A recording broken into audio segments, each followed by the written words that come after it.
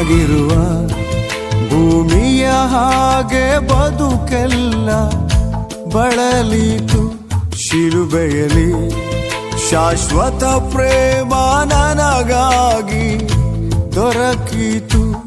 ಒಣಗಿರುವ ಭೂಮಿಯ ಹಾಗೆ ಬದುಕೆಲ್ಲ ಬಳಲಿತು ಶಿಲುಬೆಯಲಿ ಶಾಶ್ವತ ಪ್ರೇಮ ನನಗಾಗಿ ದೊರಕಿತು. ನಿನ್ನ ಕೃಪಾಸನಕ್ಕೆ ನನ್ನ ಕರೆದು